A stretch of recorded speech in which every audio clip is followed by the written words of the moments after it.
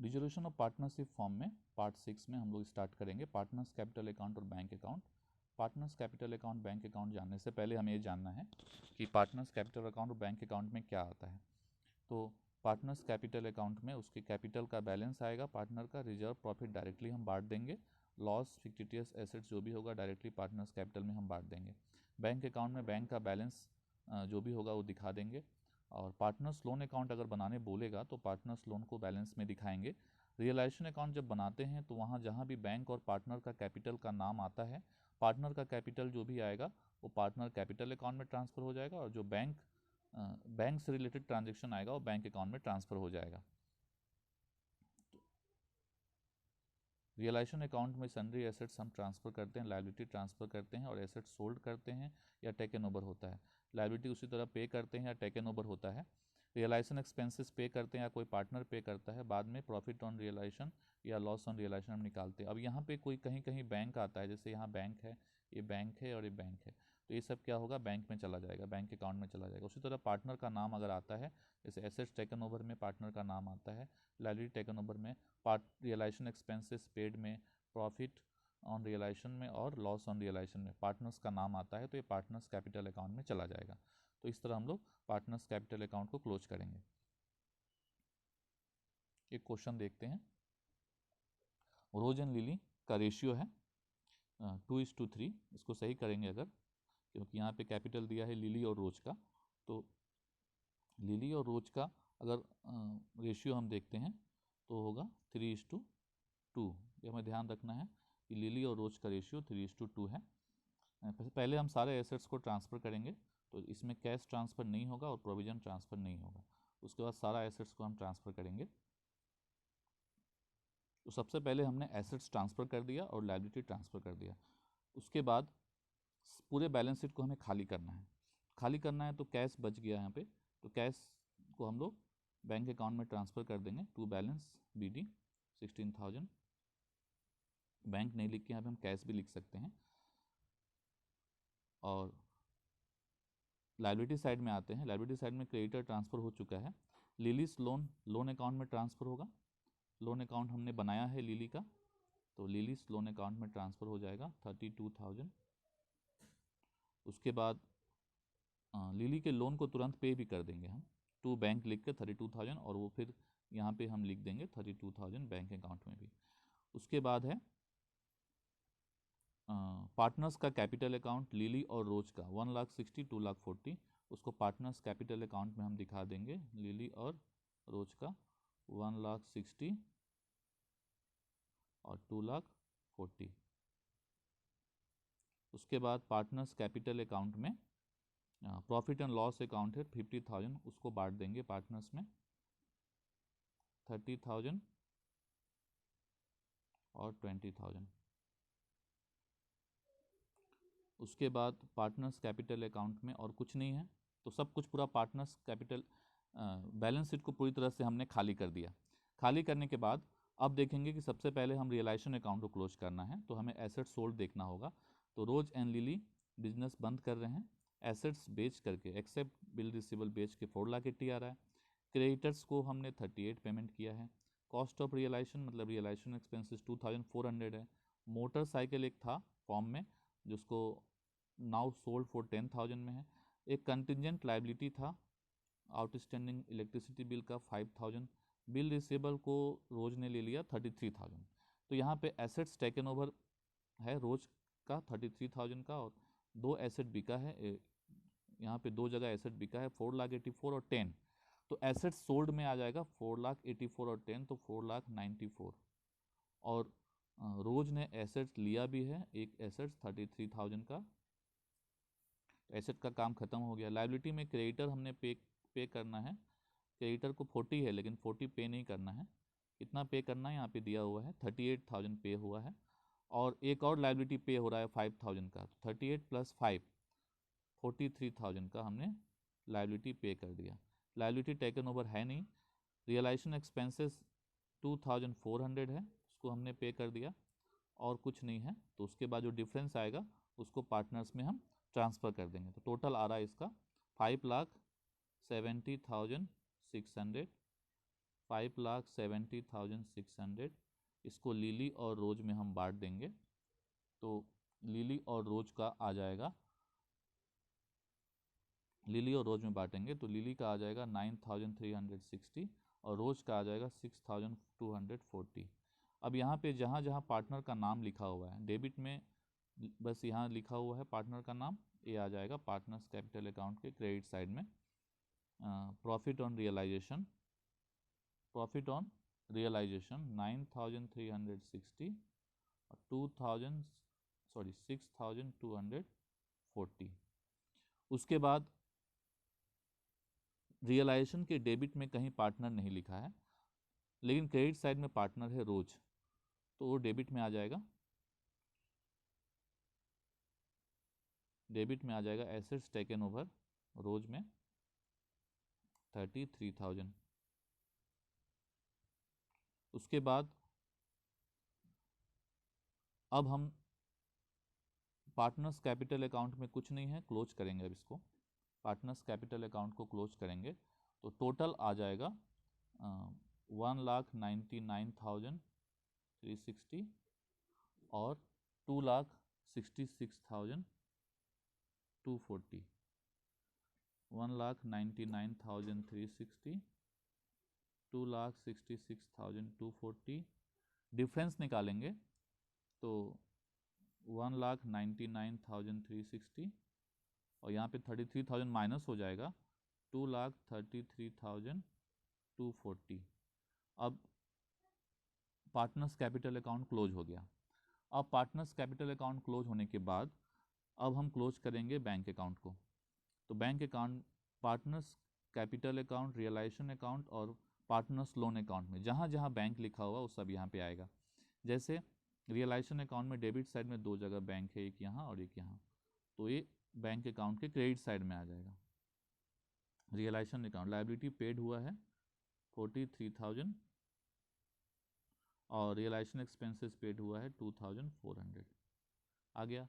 फिर उसके credit side में बैंक कहीं नहीं लिखा हुआ है ना, हाँ लिखा हुआ है बाय बैंक एसेट सोल्ड 4,94,000, तो यहाँ पे आ जाएगा 4,94,000।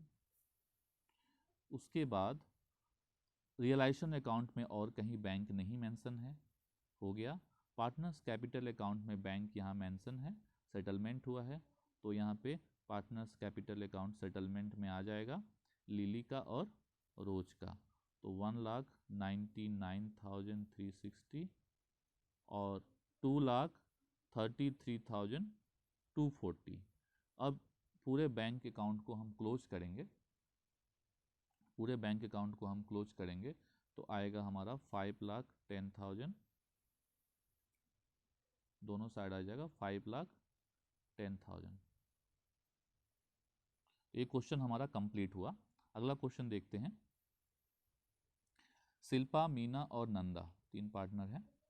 शिल्पा, मीना और नंदा तीनों का रेशियो दिया है 3:1। शिल्पा और मीना का कैपिटल यहाँ दिया हुआ है 80-40, लेकिन नंदा का कैपिटल उल्टा साइड में दिया है, नेगेटिव कैपिटल है। अच्छा, यहाँ पे सबसे पहला काम हम ये करते हैं, क्वेश्चन तो बाद में भी पढ़ने से हो जाएगा, पहले हमें बैलेंस शीट को खाली करना है। तो बैलेंस शीट को खाली करना है तो एसेट साइड में लैंड, स्टॉक, डेटर और कैश, चार एसेट हमारे पास है, लेकिन कैश तो बैंक अकाउंट में चला जाएगा, तो लैंड, स्टॉक और डेटर इन तीनों को हम रियलाइजेशन अकाउंट में ट्रांसफ़र करेंगे। तो एसेट्स हमने ट्रांसफ़र कर लिया, लैंड, स्टॉक, डेटर। यहाँ पे एसेट साइड में और भी क्या है देख लेते हैं। एसेट साइड में कैश है, तो कैश को तो कैश अकाउंट में चला जाएगा 10,840, तो कैश अकाउंट में हम लिख देंगे या बैंक अकाउंट में टू बैलेंस BD 10,840। उसके बाद है कैपिटल, कैपिटल का नेगेटिव बैलेंस है 23,000, तो कैपिटल अकाउंट में चला जाएगा। तो कैपिटल अकाउंट में तो बाई बैलेंस BD होता है, लेकिन ये नेगेटिव बैलेंस है, इसलिए हम इसको टू बैलेंस BD लिखेंगे। किसका है नेगेटिव बैलेंस? नंदा का है। शिल्पा, मीना और नंदा, शिल्पा, मीना और नंदा, नंदा का नेगेटिव बैलेंस है, तो नंदा का नेगेटिव बैलेंस 23,000 है, 23,000 हम लिख दे रहे हैं। तो हमारा एसेट साइड खाली हो गया। अब लाइबिलिटी साइड में, लाइबिलिटी साइड में शिल्पा और मीना कैपिटल दिया हुआ है तो ये कैपिटल अकाउंट में चला जाएगा।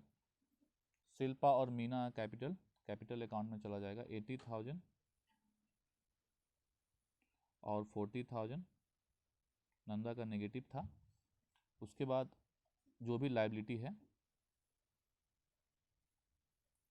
यहाँ पे बैंक लोन है, क्रेडिटर है, प्रोविजन है, ये तीनों लाइबिलिटी एक साथ जाएगा। 20,000, 37,000, 1,200 रियलाइजेशन अकाउंट में 20,000, 37,000 और 1,200। 20,000 क्रेडिटर है, सॉरी बैंक लोन है, बैंक लोन, क्रेडिटर और प्रोविजन। उसके बाद जनरल रिजर्व दिया हुआ था। General reserve directly partners capital में जाता है क्योंकि इंटरनल लाइबिलिटी है, तो पार्टनर्स कैपिटल में रिजर्व ट्रांसफ़र करते हैं हम लोग। यहाँ 12,000 है, रेशियो 3:2:1 है, तो 6,000, 6,000, 4,000 और 2,000 ट्रांसफ़र हो गया। पूरी तरह से बैलेंस शीट को हमने खाली कर लिया। सबसे पहला काम यही है कि हमें बैलेंस शीट को खाली करना है। अब हम क्वेश्चन पढ़ेंगे। लिखा है the stock was valued 41,600 taken over by Shilpa. Stock को शिल्पा ने ले लिया and she agree to discharge bank loan, और बोली है कि बैंक लोन पे करेंगे। Remaining stock was sold for 14,000 and debtors amounting to ₹10,000 realise 8,000। Debtors से रियलाइज हुआ 8,000। लैंड सोल्ड हुआ है 1,10,000 का।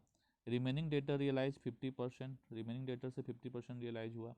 कॉस्ट ऑफ रियलाइजेशन 1,200 है। There was a typewriter not required in the books worth ₹6,000 which were taken over by one of the creditor at this value.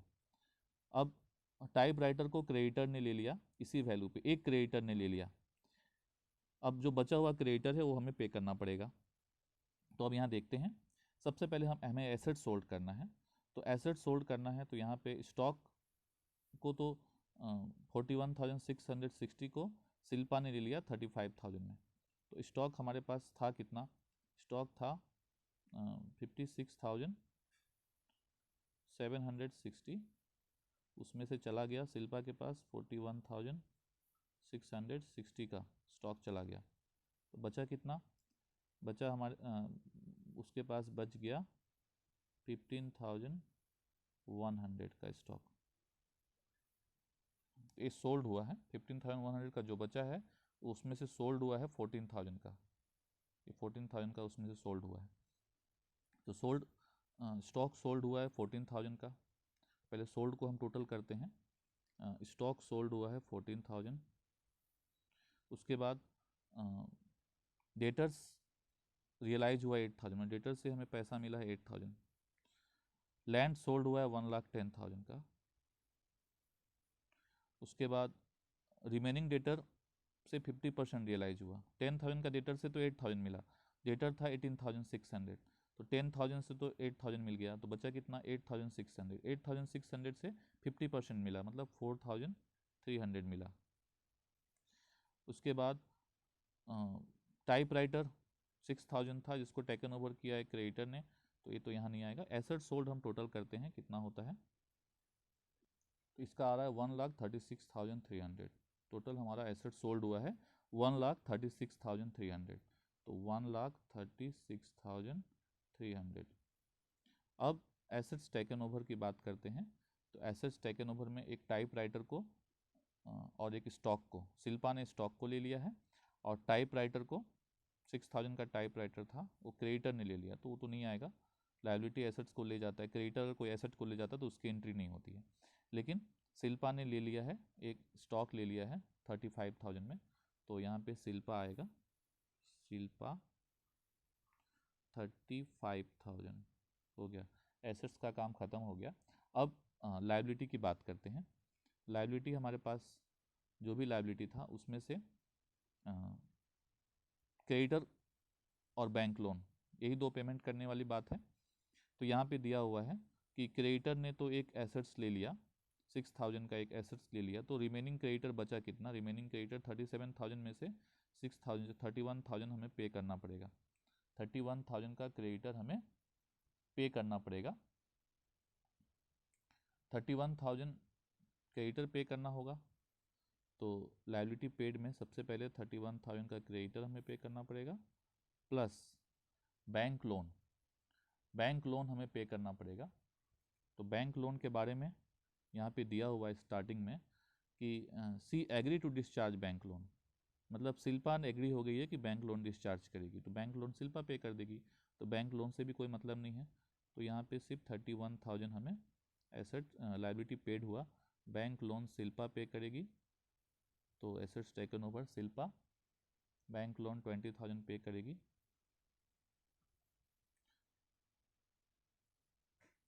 Realisation expenses 1200 है, cost of realisation 1200 है, तो realisation expenses to bank realisation expenses 1200 आएगा। अब हम इसको total करेंगे और difference निकालते हैं। टोटल करेंगे तो आएगा 2,29,500, 2,29,500। यहाँ पे प्रॉफिट ऑन रियलाइजेशन आएगा, जिसको हम लोग तीनों पार्टनर में बांटते हैं। प्रॉफिट ऑन रियलाइजेशन आएगा 20,940, तो इसको तीनों पार्टनर में बांटेंगे, शिल्पा, मीना और नंदा। तो शिल्पा का आएगा 10,470, मीना का आएगा 6,980 और नंदा का आएगा 3,490। इस तरह हम रियलाइजेशन अकाउंट कंप्लीट कर लिए। अब हम पार्टनर्स कैपिटल अकाउंट बनाएंगे। तो पार्टनर्स कैपिटल अकाउंट में जो भी पार्टनर का नाम आया है रियलाइजेशन के डेबिट साइड में, तो शिल्पा का नाम यहाँ पे आया है लायबिलिटी टेकन ओवर में, वो आएगा, तो यहाँ पे आ जाएगा लायबिलिटी टेकन ओवर में शिल्पा में आ जाएगा 20,000, लायबिलिटी टेकन ओवर में शिल्पा में 20,000 आ जाएगा। उसके बाद प्रॉफिट ऑन रियलाइजेशन आया है, तो प्रॉफिट ऑन रियलाइजेशन तीनों में बांट देंगे, 10,470, 6,980 और 3,490, तो बांट दिए। फिर रियलाइजेशन के क्रेडिट साइड में भी पार्टनर का नाम है, शिल्पा का नाम है, तो डेबिट साइड में आ जाएगा पार्टनर्स कैपिटल में, एसेट्स टेकन ओवर में शिल्पा में आ जाएगा। कितने का ले गई है? 35,000 का, 35,000, तो हो गया पार्टनर्स कैपिटल अकाउंट में। अब इसको क्लोज करेंगे, पार्टनर्स कैपिटल अकाउंट को क्लोज करेंगे। पार्टनर्स कैपिटल अकाउंट को क्लोज करेंगे, शिल्पा और मीना का तो पॉजिटिव आ रहा है, इसका टोटल आ रहा है 1,16,470 और 50,980, 1,16,470, 50,980, तो जो डिफरेंस आएगा 81,470 और 50,980 का डिफरेंस आया, तो ये सेटलमेंट कर देंगे। लेकिन नंदा का नेगेटिव डिफरेंस आ रहा है 23,000, इसका डेबिट साइड में ज़्यादा है, तो 23,000 लिखेंगे, तो इसका सेटलमेंट क्रेडिट साइड में आ रहा है, तो क्रेडिट साइड में इसका आ रहा है 17,510। तो इस तरह पार्टनर्स कैपिटल अकाउंट क्लोज हो गया। अब हम लोन अकाउंट इस क्वेश्चन में था नहीं, पार्टनर्स लोन नहीं है, बैंक अकाउंट को क्लोज करेंगे। तो देखेंगे रियलाइजेशन में कहाँ कहाँ बैंक लिखा हुआ है, तो रियलाइजेशन में जहाँ जहाँ बैंक लिखा हुआ है, डेबिट साइड में बैंक लिखा है रियलाइजेशन एक्सपेंसेस के लिए 1200, तो वो क्रेडिट साइड में आ जाएगा रियलाइजेशन एक्सपेंसेस के लिए 1200, और क्रेडिट साइड में बैंक लिखा है एसेट सोल्ड के लिए, नहीं डेबिट साइड में लायबिलिटी पे के लिए भी बैंक लिखा है 31,000, तो लायबिलिटीज पेड 31,000। क्रेडिट साइड में एसेट्स सोल्ड के लिए है 1,36,300, तो 1,36,300। उसके बाद पार्टनर्स कैपिटल अकाउंट में, पार्टनर्स कैपिटल अकाउंट में भी बैंक लिखा हुआ है, टू बैंक, तो लिखा है शिल्पा और मीना का, तो वो डेबिट साइड में है, तो क्रेडिट में आ जाएगा 81,470 और 50,980, और क्रेडिट साइड में नंदा का दिया हुआ है 17,500, 17,510, अब इसका टोटल करेंगे तो 1,64,650 आएगा, 1,64,650। तो इस तरह हम लोग रियलाइजेशन, पार्टनर्स कैपिटल अकाउंट और बैंक अकाउंट बनाएंगे।